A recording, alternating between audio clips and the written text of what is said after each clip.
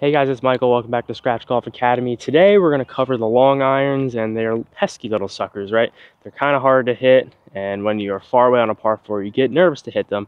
But let's talk about a great way to go about the swing, especially with our long irons, but honestly it's going to help you out all around. So what's part of the reason why you have trouble hitting your long irons? Well, one of the more common things that I see is people coming really steep at the ball. Now, you do need to hit down on the ball for it to go up, but you don't want to be coming so far down where you're stabbing into the ground. And when you're dealing with a club that has very little loft, like a 4-iron, this ball isn't going to really have much momentum, right? Obviously over exaggeration there, but we're more so chopping at it. You're not coming from the inside, shallowing the golf club, right? You hear that word shallow and you're like, man, what do I have to do? I see a lot of people try to come here and dump the club behind them like this and turn, but thinking about the wrists and the elbows in the middle of your swing is never a good thing. So let's talk about how to break it down. Super simple, easy for you to understand.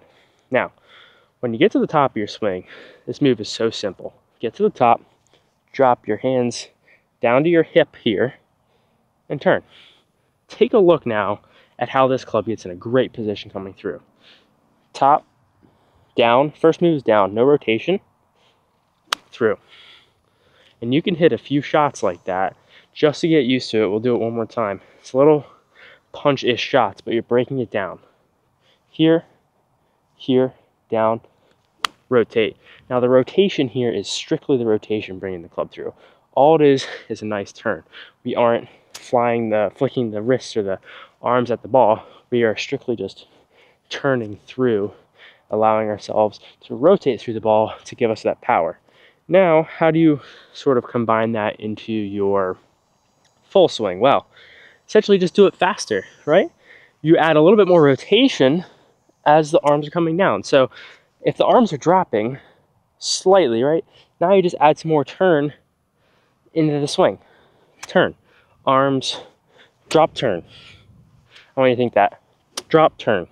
Now, I want you to make sure, if you watched my last video, we don't want our hips to come forward to get stuck, because then we could be dropping and get stuck here, right, and flip. That's no good. Keep those hips back, head forward. Now get to the top here, drop and turn. You can start to speed it up.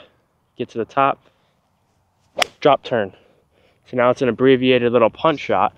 But what this is doing is, if we take a look at the butt end of the club here, if I put a T into the back of my grip, take a look at what's happening.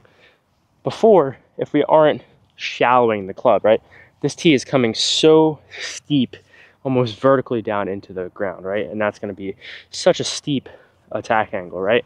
Now, come here, drop it slightly. Now look at this tee.